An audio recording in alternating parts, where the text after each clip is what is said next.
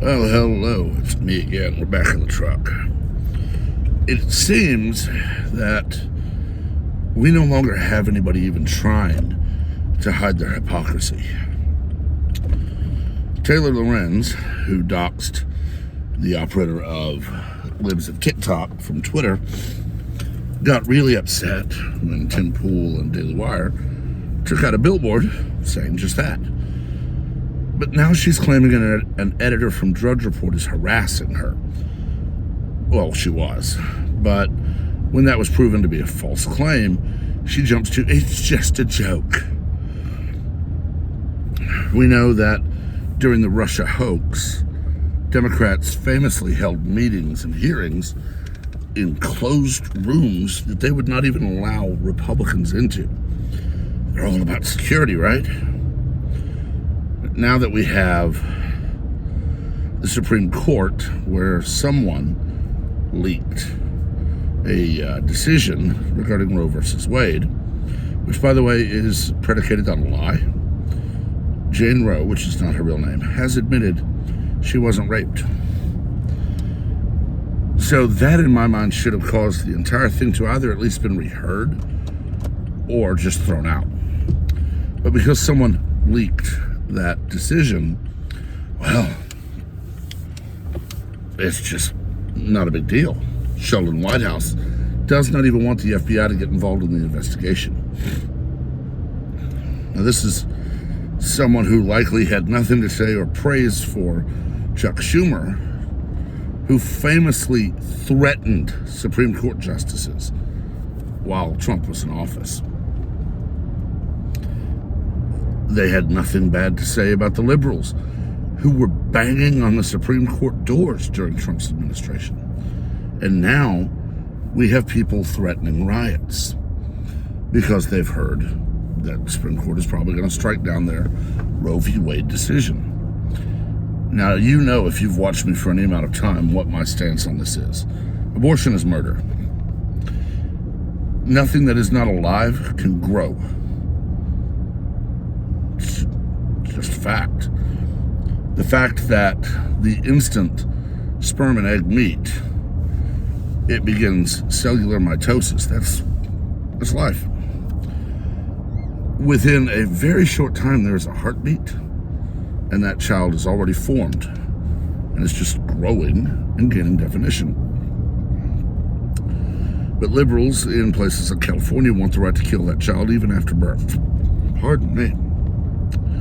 So they spread lies that it's not alive. No, it's not life, but bacteria on Mars is. And here's the kicker. Overturning Roe versus Wade would not, I repeat, would not criminalize abortion.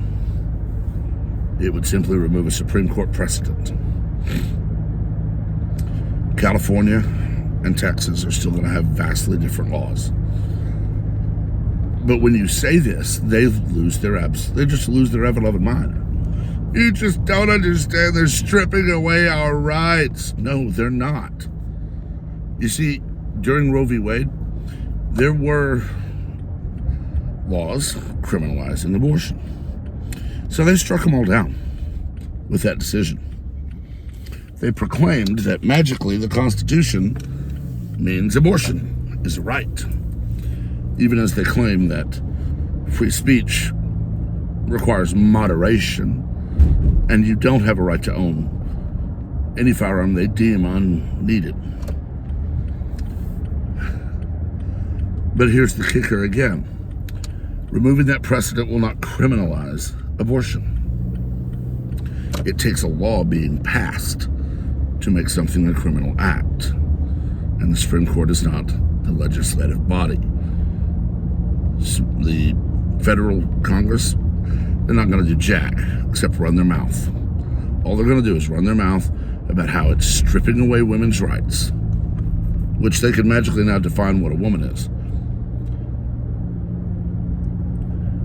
But they're just not going to do a damn thing about it. They're going to complain and whine and cry about laws in places like Texas or Florida, which I support fully. And then they're going to praise states like California that say, well, if the mother neglects the child and the child dies, it's not a crime. By their own statement, they admit it's a child. By their own definitions. Well, life is when the baby can survive outside the womb on its own. Well, does that mean life doesn't begin until the child is 2 or 3 and can feed themselves? Does that mean not until they're fully potty trained and can feed themselves and everything? And the bad part is I think you can find some liberals who would agree with that. I saw one guy saying he supported being able to kill a child up to 10 months after birth. They can't get any support for a federal law that says you can kill your child anytime you want. So they spread their lies. They say it's a matter of bodily autonomy. They're stripping away Americans' rights to decide what to do with their body. And by the way, you're required to take this jab. I don't care what you think about it. I don't care what your objections are. You may not object to this one certain vaccine. And if you do, we'll say you're an anti-vaxxer. You're not allowed to have bodily autonomy for that. Folks, we need a full change out in Congress. 535 people fired.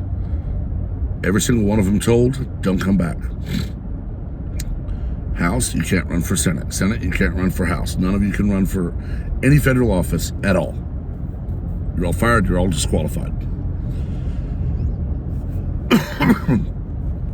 Tell their replacements you get 2 terms. Period. That's it.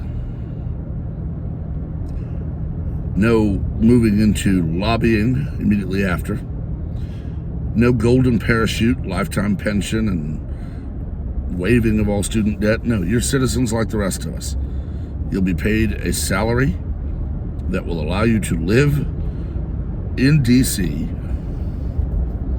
and then after 2 terms, go home, get a job. Live like the rest of us. Pay your own damn bills. The best way I've heard it is I'm far more concerned with how they're spending my money than I am with how Elon spends his.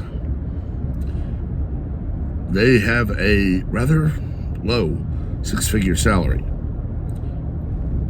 How are so many of them millionaires?